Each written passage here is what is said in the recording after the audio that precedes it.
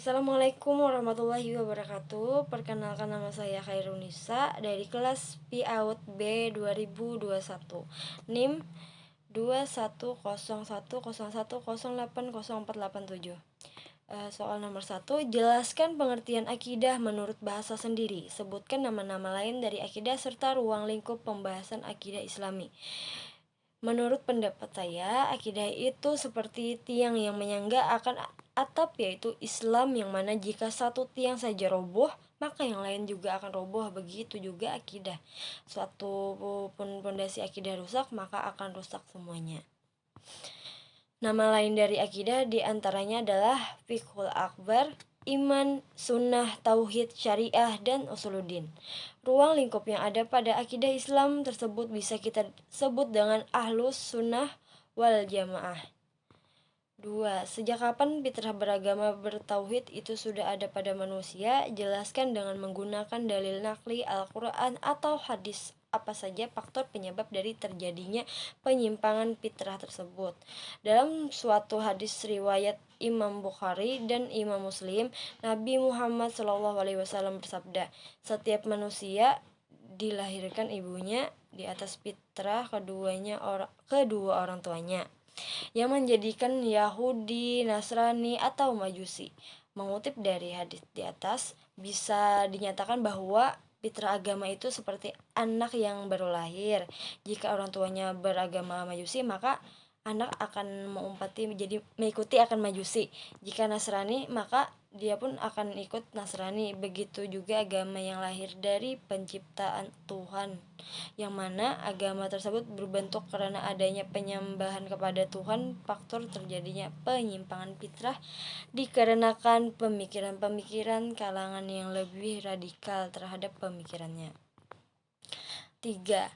Tauhid rububiyah adalah mentauhidkan Allah dalam kejadian-kejadian yang hanya bisa dilakukan Allah. Sebagaimana ayat ini, Allah Subhanahu wa taala berfirman, A'udzubillahi minasyaitonirrajim. Bismillahirrahmanirrahim. Lillahi ma fis samawati wa ma fil ardh.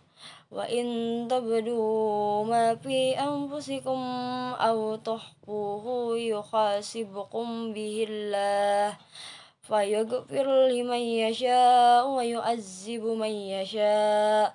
Wallahu ala kulli syai'in qadir. Artinya, milik Allah lah apa yang ada di langit dan apa yang ada di bumi.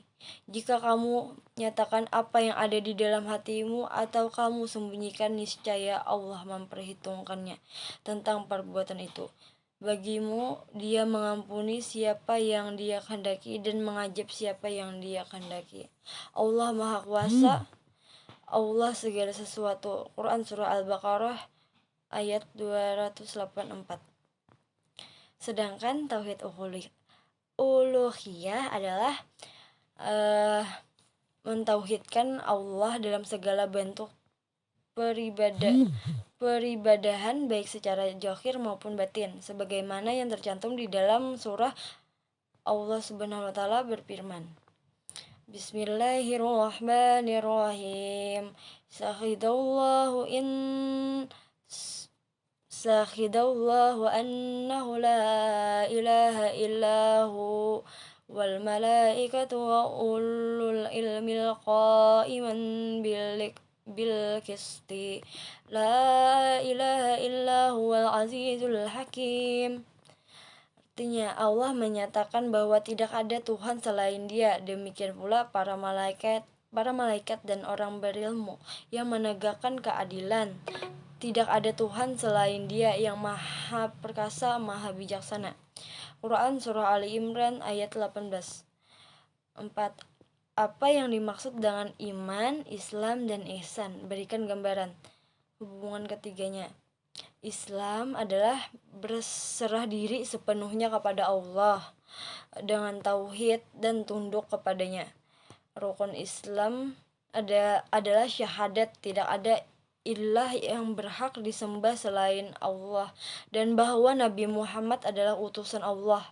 mendirikan sholat, menunaikan zakat, puasa, Ramadan, dan ibadah haji jika mampu.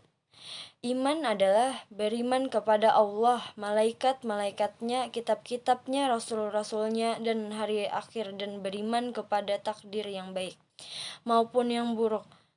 Sedangkan ihsan adalah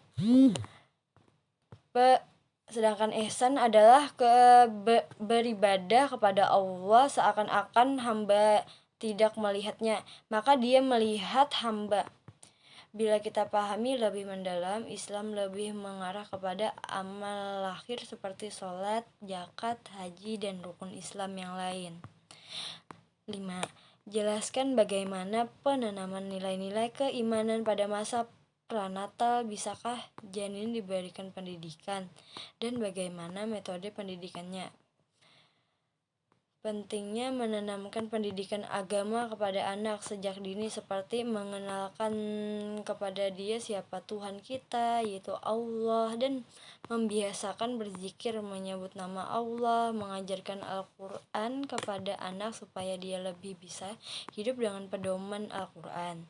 Setelah itu kita juga harus mendidik anak untuk lebih berakhlak dan berbudi pekerti, bagaimana cara berhadapan dengan orang yang lebih tua agar bisa lebih sopan. Kemudian juga poin penting untuk anak yaitu dididik untuk beribadah seperti sholat, perlu membaca Al-Quran, dan berdoa seperti mau apa yang dilakukan. Sekian jawaban dari ulun. Assalamualaikum warahmatullahi wabarakatuh.